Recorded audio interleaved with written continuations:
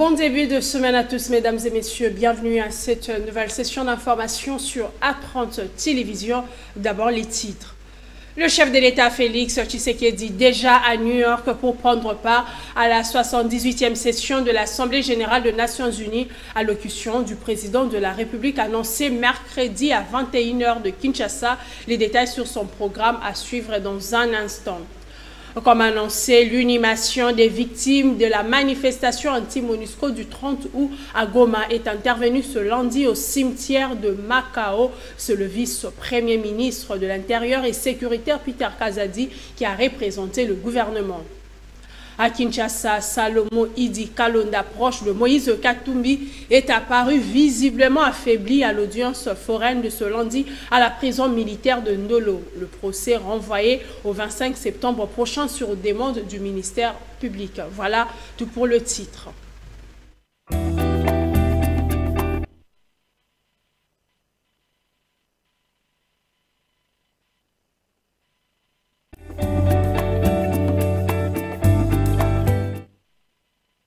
Bonsoir. Félix Tshisekedi est arrivé dimanche à New York, aux États-Unis d'Amérique, où il va participer à la 78e session de l'Assemblée générale des Nations unies. Le chef de l'État va prononcer son allocution le mercredi 20 septembre à 21h de Kinshasa. Les détails dans ces images. Suivez.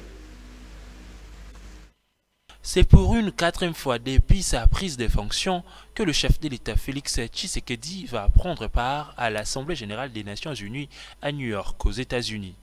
Pour cette 78e session qui se tient au parvis vert de l'ONU, le président de la République démocratique du Congo va prononcer son discours très attendu en date du mercredi 20 septembre à 15h heure de New York, soit 21h heure de Kinshasa. Selon la presse présidentielle, Félix Tshisekedi va sans aucun doute évoquer la situation sécuritaire à l'Est dans les circonstances actuelles du soutien avéré du Rwanda aux rebelles M23.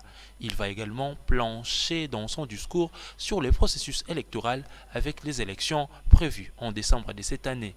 Outre l'allocution, l'agenda du chef de l'État prévoit également un tête-à-tête avec le secrétaire général des Nations Unies, Antonio Guterres. Au cours des échanges, il sera sûrement évoqué la question du départ accéléré de la MONUSCO sur le sol congolais.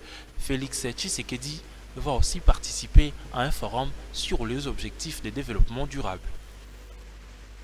Le chef de l'État, Félix Tshisekedi, a appelé à dénoncer ouvertement une certaine hypocrisie de la communauté internationale face à l'agression de la République démocratique du Congo par le Rwanda. C'est la déclaration de Maître Bazin Pembe, cadre de l'FDCA de Bati Lukwebo. Suivez. Les attentes sont très nombreuses sur le discours de Félix Tshisekedi mercredi 20 septembre à la tribune de la 78e Assemblée générale des Nations unies. Pour Maître Bazin Pembe, cadre de l'FDCA, c'est une occasion pour le chef de l'État congolais de tonner sur ce qu'il qualifie d'hypocrisie de la communauté internationale face au soutien du Rwanda au M23. À la 77e session des Nations unies, le chef de l'État était très clair. Il a indexé les Rwandais. Nous espérons que le chef de l'État va cette fois-ci demander de l'Union européenne, même de ses collègues, les sanctions à l'endroit du Rwanda. Et aussi, il va aussi tonner sur cette hypocrisie de la communauté internationale qui se limite qu'à condamner, alors que cette communauté ne sanctionne pas certains dirigeants rwandais qui sont aujourd'hui connus, qui sont en train d'agresser la République démocratique du Congo. Au chapitre du processus électoral, Félix Tshisekedi va rassurer tous ses pairs de la crédibilité du scrutin du 20 décembre. Certainement que le président de la République va revenir là-dedans. Il va rassurer à la communauté internationale qu'il y aura élection en République démocratique du Congo en 2024. Et aussi, nous avions eu une assurance des deux chambres, l'Assemblée nationale et même le Sénat sont revenus dedans. Ils ont demandé au gouvernement de mettre les moyens nécessaires à la disposition de la CENI et ils ont aussi interpellé la CENI pour qu'on ne tombe pas dans le glissement. Donc, le chemin des élections est inébranlable, madame. Nous pouvons être convaincus, rassurés même en 2023, nous aurons élection, quitte aux partis politiques de se préparer avec des témoins pour que ces élections soient un jeu démocratique. La 78e Assemblée générale des Nations unies marquera le dernier discours de Félix Tshisekedi pour ce premier mandat.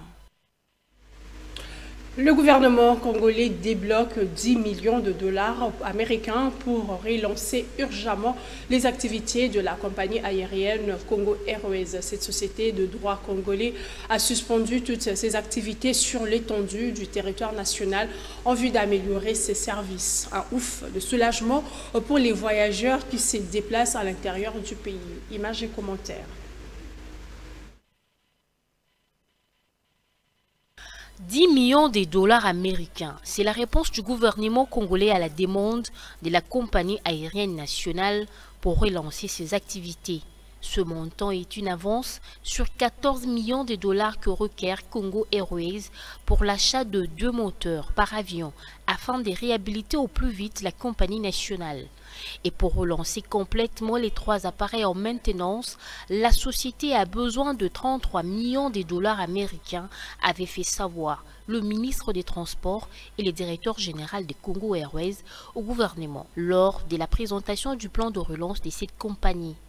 C'est depuis dimanche 10 septembre 2023 dernier que la compagnie nationale Congo Airways avait annoncé l'arrêt momentané de ses activités sur l'étendue du territoire national en vue d'améliorer l'efficacité de ses services conformément aux normes internationaux. C'est au lendemain de la publication du communiqué de Congo Airways a annoncé l'interruption momentanée de ces activités que le Premier ministre Sama Lukonde avait tenu la réunion d'urgence avec le ministre des Transports et le directeur général de cette compagnie d'aviation pour examiner les solutions urgentes à mettre en œuvre pour une relance de cette compagnie.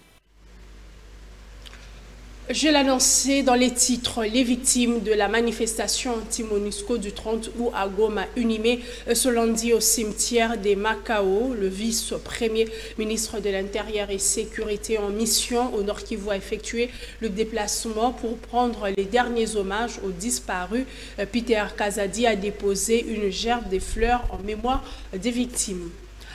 Arrivé quelques heures avant, le membre du gouvernement Sama Lukonde séjourne également à Goma pour s'assurer de la mise en œuvre complète des engagements pris par l'exécutif national à travers la commission ministérielle qui avait conduite après les manifestations anti-MONUSCO qui ont causé plus de 50 morts. Le vice-premier ministre de l'Intérieur et Sécurité a confirmé la nomination du général Peter Chirimwami comme gouverneur ad interim de la province du Nord Kivu.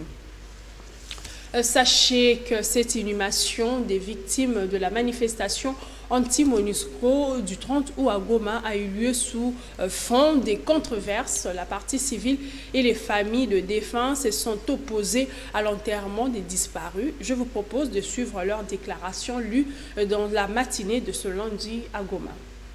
Nous, membres du comité de familles victimes du carnage perpétré par les FARDC à Goma, en date du 30 août 2023, sommes profondément indignés par les communiqués du porte-parole des FARDC rendu public ce dimanche 17 2023. Selon ces communiqués, la mise en terre de nos personnes tuées serait prévue ce lundi 18 2023 sans aucune communication sur les modalités pratiques et à l'endroit des familles concernées. Cela devrait être fait après une harmonisation préalable avec les dites familles. À cet effet, les familles des victimes dénoncent et s'indignent avec la plus grande énergie de cette décision cavalière qui consiste en une véritable humiliation piétinant les valeurs humaines et le respect dû aux morts. Par voie de conséquence, elle n'est pas d'accord avec cette décision et sollicite à l'autorité provinciale une harmonisation préalable avec les familles concernées. Direction la province du Kasaï oriental avec les débuts de la campagne de vaccination contre la rougeole. C'est la gouverneure ad intérim qui a lancé la campagne en présence de plusieurs autorités urbaines et partenaires du secteur de la santé. Julie Kalinga Kabongo a invité les parents ayant les enfants de 0 à 59 mois à s'imprégner de cette campagne. J'ai le réel plaisir de présider ce jour cette cérémonie du lancement officiel de la campagne de vaccination contre la rougeole. À cette occasion, je rends d'abord un hommage mérité à son Excellence Félix Antoine Tshisekedi Tshilombo, président de la République démocratique du Congo, pour son choix porté au secteur de la santé dans son programme d'action. Je remercie ensuite tous les partenaires techniques et financiers du secteur de la santé qui ont contribué à l'organisation de cette campagne de vaccination. Je témoigne enfin toute ma gratitude à vous tous qui avez rehaussé de votre présence cette manifestation. Honorable président de l'Assemblée provinciale, distingués invités, je reste convaincu que 6 jours d'activité sont une occasion pour chacun, à ce qui les concerne, de conjuguer les efforts afin que la campagne de vaccination soit une totale réussite. Car vacciner, c'est protéger. Vacciner, c'est aimer nos enfants.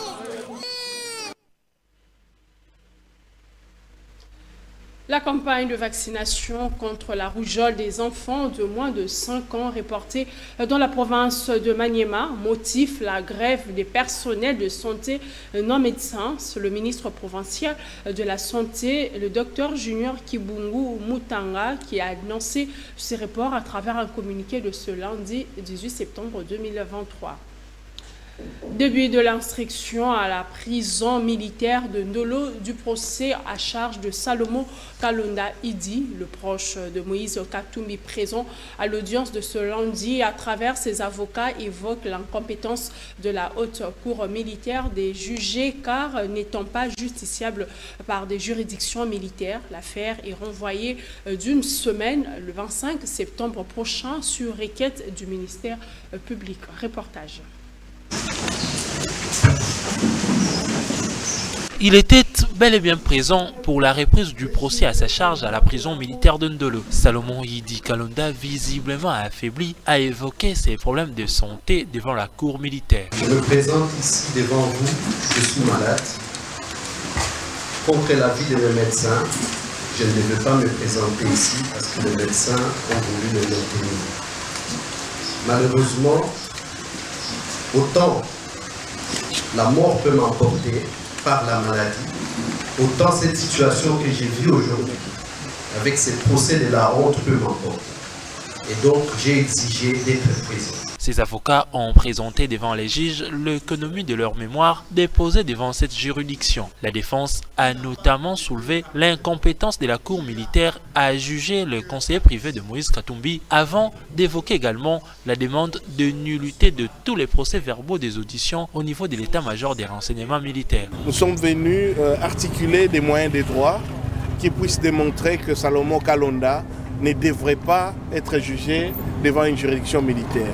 Parce que sa qualité de civil, au regard de la législation liée aux compétences des juridictions militaires, au regard des prescrits constitutionnels, sa qualité de civil est incompatible avec une procédure judiciaire menée à son encontre par une juridiction militaire. Nous avons aussi développé des arguments sur la nullité de l'ensemble de la procédure initiée à son encontre, notamment tous les procès-verbaux établis lors de son interpellation et sa détention irrégulière par les renseignements militaires qu'on appelle communément des MIAP, parce qu'ils ont été établis en violation de toutes les réglementations, de toutes les lois de notre pays et encore de notre constitution. Pour rencontrer ces moyens soulevés par la défense, le ministère public a sollicité et obtenu de la cour militaire le renvoi de l'affaire pour le 25 septembre prochain. Signalant que Salomon Kalonda a été arrêté le 30 mai dernier à l'aéroport international de Njili, il est poursuivi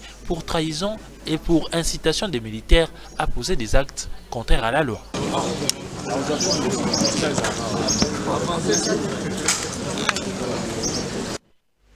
L'autre procès, celui à charge du député national Edouard Mwanga Chouchou, connaîtra son épilogue le vendredi 22 septembre prochain, date prévue pour le prononcé du verdict. À quelques jours du jugement, les avocats conseils de cet élu national alertent sur la détérioration de l'état de santé de leurs clients. Maître Thomas Gamakolo, l'un des avocats conseils, sollicite l'implication du chef de l'État pour une solution urgente dans ce dossier.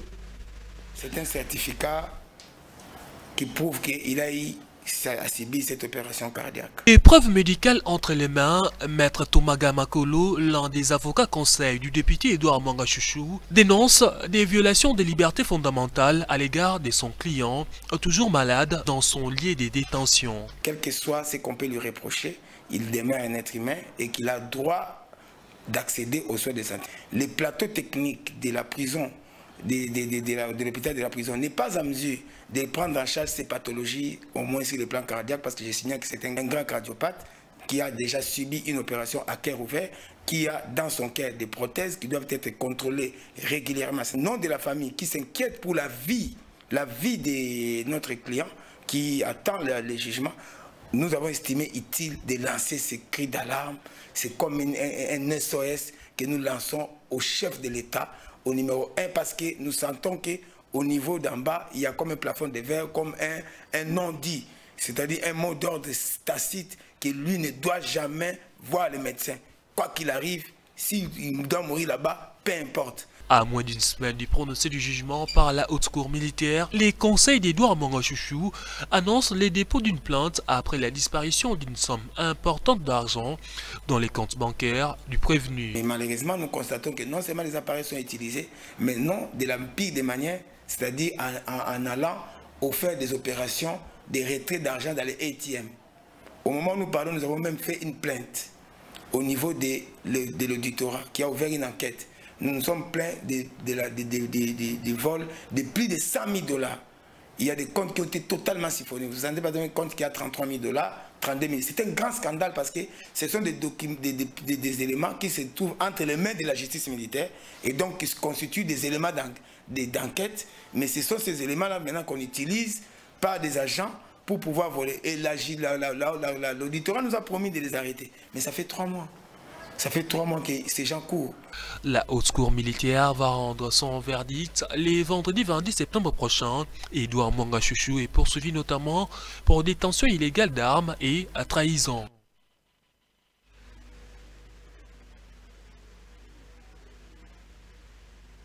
Quittons le secteur de la justice avec ce communiqué du Rassemblement des journalistes pour l'émergence du Congo sur l'arrestation de Stanis Bouchakera, directeur adjoint de publication d'actualité.cd et correspondant de Jeune Afrique. Le RAJEC décide d'entamer des actions de grande envergure dans le souci d'obtenir la libération du confrère journaliste détenu suite à la publication par Jeune Afrique d'un article qui évoque les contours suspects de la mort de Cheriba Okende. À en croire le porte-parole de RAJEC, un sit-in est prévu mercredi devant le ministère de la Justice où un mémorandum sera déposé. Edmond Izouba appelle à la solidarité des journalistes et les organisations corporatives des journalistes pour lutter contre ces anti-valeurs. La cérémonie Afrima, Africa Music Magazine Award, tenue le 17 septembre à Dallas, sanctionnée par le sacre de plusieurs artistes congolais, Fabrigas a remporté le prix du meilleur artiste masculin de la région. Il s'impose comme l'une des valeurs montantes de la rumba congolaise. Le pasteur Mike Kalombai s'est quant à lui distingué dans la catégorie Best Gospel pour la qualité de ses compositions spirituelles. Fally Ipupa a décroché 2 prix du meilleur artiste francophone ainsi que la récompense suprême du prix pour l'ensemble de sa carrière. Ce triplé congolais à Dallas fait la fierté de tout un pays et confirme la prééminence de ces artistes sur la scène musicale africaine. Je vous propose de suivre l'extrait de la prestation du pasteur Mike Kalombai et le discours de Fally Ipupa.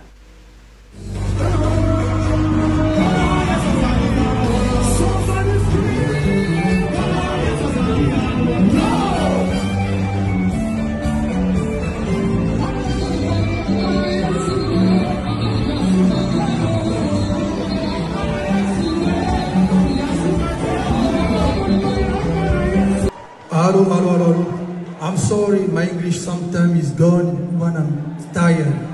So, because my country, I'm Lingala speaking and French.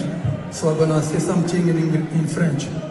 J'aimerais vraiment sincèrement remercier toutes les personnes qui m'ont accompagné depuis le début de ma carrière jusqu'à aujourd'hui. Comme je l'ai toujours dit, travailler, travailler, travailler.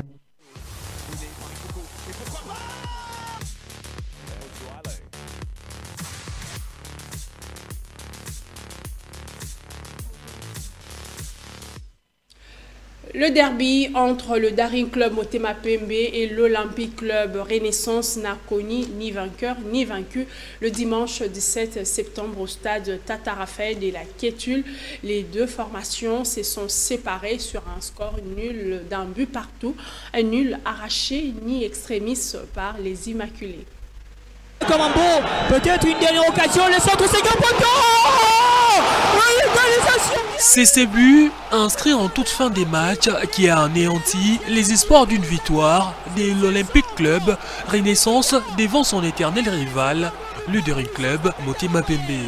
Pourtant, tout s'est penché en faveur des Oranges dans ces derbys fratricides.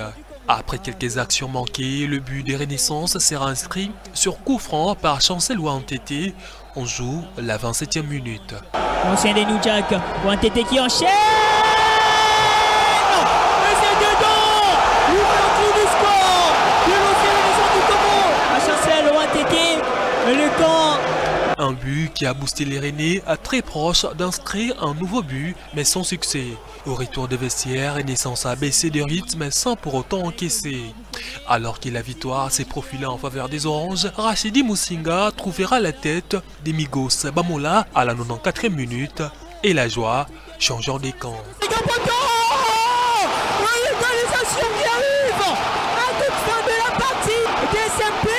Un but partout, un score nul qui a visiblement arrangé les Dessampés qui totalise 7 points en 3 matchs joués. La dernière victoire des Renaissances sur Dessampés remonte en 2021. Pensez être écoulé pour le Dakar Motema Pembe, mais c'est lui, un éclair de génie.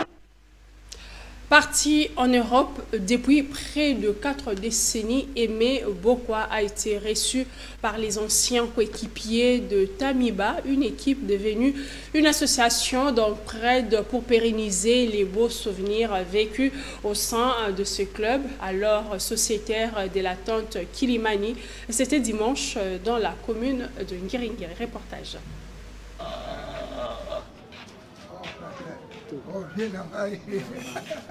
Tamiba, constitué des initiales de ses fondateurs, Tamara, Mira et Bazola, comme club, n'existe plus depuis ces années fastes passées au championnat de l'ex-association de football de Kinshasa, Kilimani, aujourd'hui Entente Kilimani. Plus de 4 décennies, Tamiba n'est plus qu'une association d'entraide réunissant les anciens de cette formation. Objectif visé, pérenniser les beaux moments vécus au sein de ces clubs entre anciens joueurs de cette équipe devenus âgés et qui constituent une famille.